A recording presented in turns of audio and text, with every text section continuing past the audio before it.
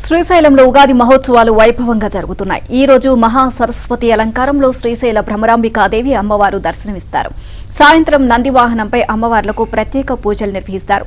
శ్రీశైల పురవీధుల్లో ఆది దంపతులకు గ్రామోత్సవం నిర్వహిస్తారు.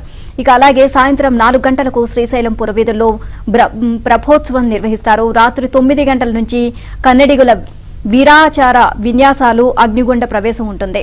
ఇక శ్రీశైలం ఆలయానికి భక్తుల రద్దీ భారీగా పెరిగింది. క్యూ లైన్లు భక్తులతో కిక్కిరిసిపోయాయి. స్వామివారి దర్శనానికి 8 గంటల సమయం పడుతోంది.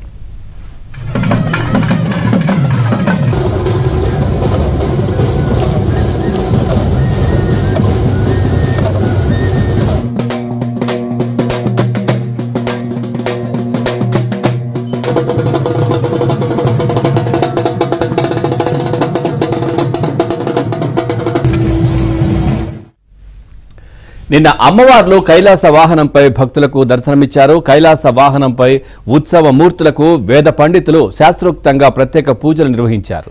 అనంతరం ఉత్సవ మూర్తులు గ్రామోత్సవానికి బయలుదేరగా ఉత్సవ మూర్తుల ముందు గోరవయ్యల నృత్యాలు, కన్నడీగుల ఆటపాటలు, పులిబొమ్మల వేషాలు, కోలాటాలు ఆకట్టుకున్నాయి. లక్షలాది మంది భక్తులు స్వామి అమ్మవార్లను దర్శించుకుని కర్పూర నీరాజనాలు సమర్పించారు.